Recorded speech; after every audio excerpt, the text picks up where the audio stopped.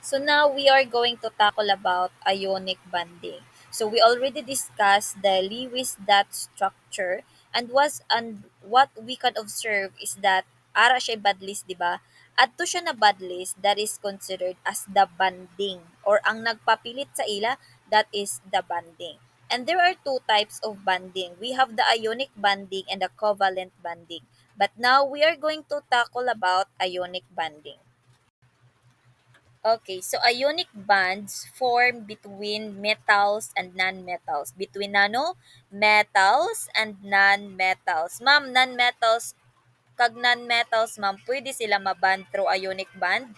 No, because elements lang na pwede maband through ionic bond is what we call metal and non-metal. Okay?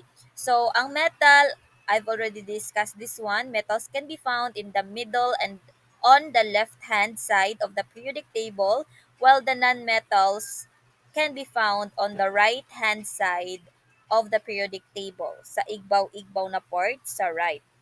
So, this is what I mean when I said that ang non-metals kay ara siya sa right, and then ang metals kay ara siya sa left. All green is metal are metals, and all red are non-metals. And then the purple are what we can consider semi-metals. So what are ionic band?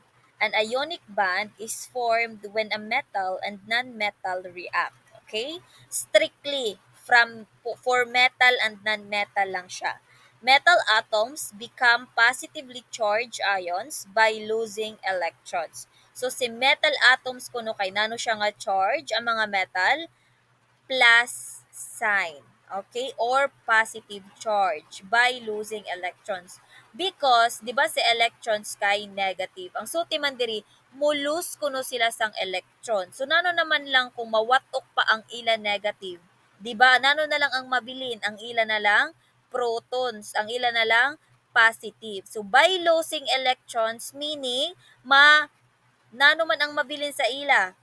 Positive charge. So non-metal atoms become a negatively charged ions by gaining electrons. So si metal kay siya man ang mulus ang electrons, di ba? Iya ihatag ni metal ang iya electrons didto kang non-metal. So nano man ang mahitabo kang non-metal?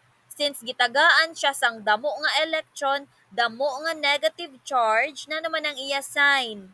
Siyempre man-negative lat siya, 'di ba? Ikaw ba naman tagaan sang damo kay nga ikaw ba naman sharean sang negative na mga charge? Of course, ang imo gayud charge kay negative. The oppositely charged ions are very strongly attracted to each other. This is known as an electrostatic attraction. So, ini nga yan sequence, non-metal and metal, kay daw nag-iring-iring ini sila. And then, may usa sini sa ila na grabe ka-attracted sa usa. So, that is why, kung mag-band gani, kay may ara sila gitawag nga ionic bands. And then, ang tawag sang ila attraction kay electrostatic attraction.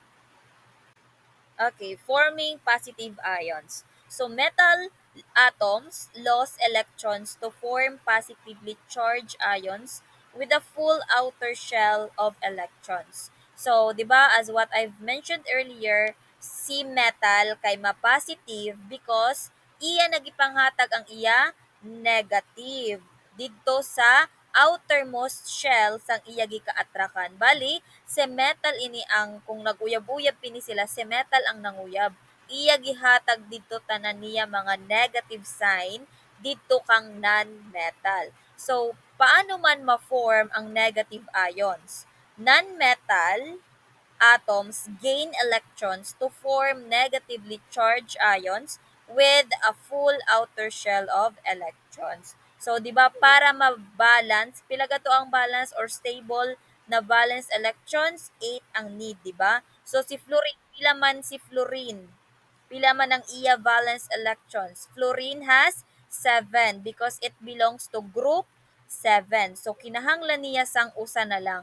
So, amin na siya, mo baylo siya kang lithium which is belong to group 1. So si lithium iya ihatag ang iya negative charge dito kang fluorine making fluorine stable. Kay 7 plus 1 mahimo man siya nga 8, 'di ba?